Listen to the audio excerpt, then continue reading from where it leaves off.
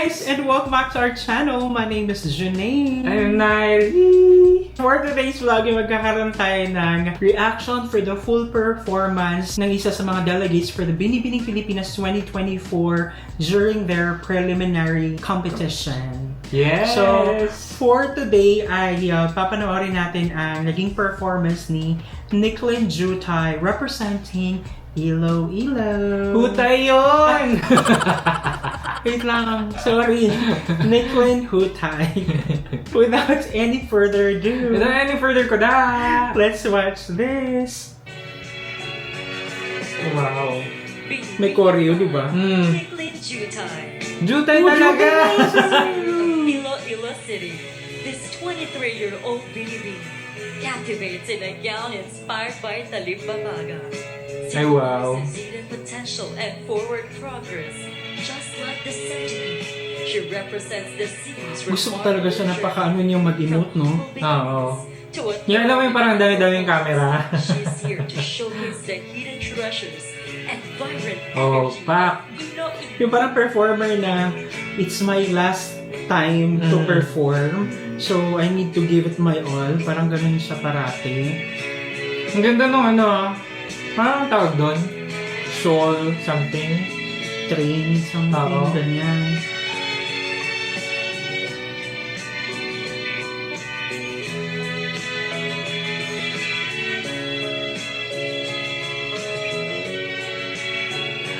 Yung tugtog, yung lakas maka...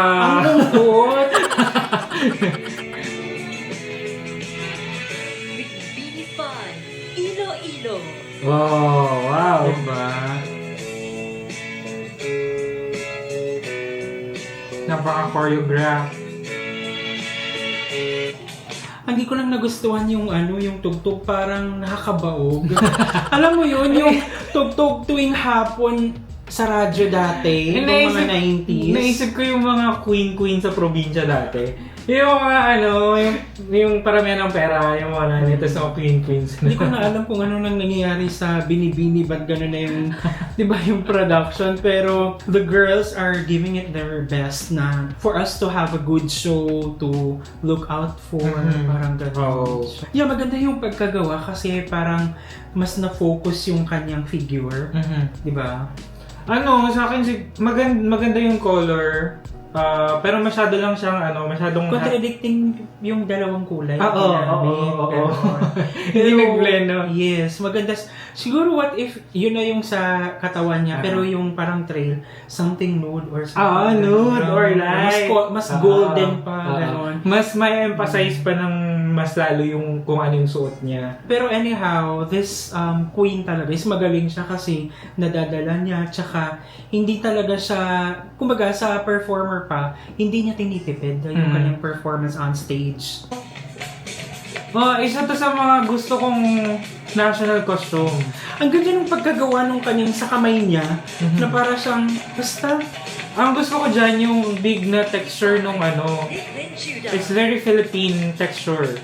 My costume proudly showcases various weaving techniques have been perfected over centuries. Yes. Wow. Just like the craftsmanship grabe yung kanyang pag-bend, like, Sia and Tila. Wow. This Imelda gown Papin, is called ganyan. Primera Reina Filipiniana. Wow, I love the name. Pura Villanueva Calao. A trailblazer, an advocate, a beacon of hope for future generations. ang galing niya talagang A mag-VO. pioneer who made history as the first Filipino queen. What is there not to love about the city that has thrived? Ang galing niya din talagang alam mo kung ano yung ibibigay sa kanya. Hindi talagang i-interpret niya. And to Iloilo, Kung sa singing contest pa to, best interpretation, ganyan. kakagin sila. Grabe! The designer, Grabe, bigay na bigay talaga siya. Ano na naman yung tugtog, like, yeah, later na lang natin yung tugtog. Nagda-drown yung Yes. traditional music sa likod. Kulintang and agong, you know. Tapos yun, yung part na yun, parang, Iloilo. it reminds me of Bandila na tugtog, like, Ang ganda talaga ng national costume niya. Promise.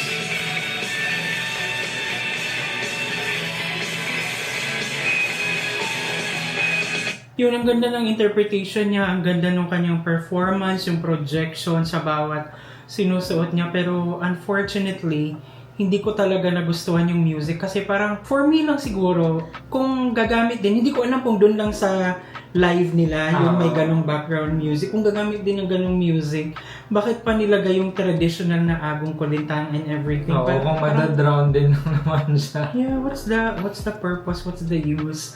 Pero anyhow, kudos talaga sa kanyang performance and kumbaga, nabibigyan niya ng justice yung kanyang designer, 'di ba? For having that kind of performance interpretation on stage. Diba? Oo, kasi pag kunwari, di ba, yung national costume, for instance, pag tinitignan natin sa picture, minsan may mga maganda siya tignan sa picture, pero pag tinignan mo siya 360, parang may mga off na. Pero dun sa national costume niya, talagang lalo na with the performance of Nickling Jutay. It was equally beautiful. Tsaka yung nga guys, paano nga, pa-comment kung ano talaga yung pag-pronounce. A, Jutay. B, Hutay. Nalilito na. Oh, sorry.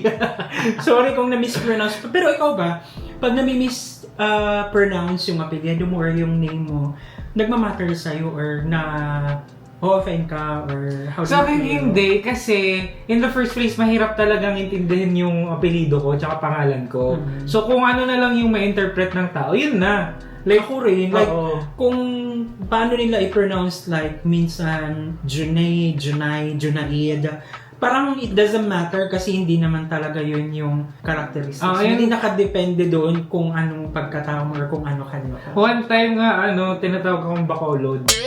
Bacolod. Bacolod. Tapos yung mga kaklase ko, di ba, pinagpapalit nila yung first letter ng surname sa name. Oo, so naging Jakulkul. Ayan na guys. Naging Bubinel Jacolod.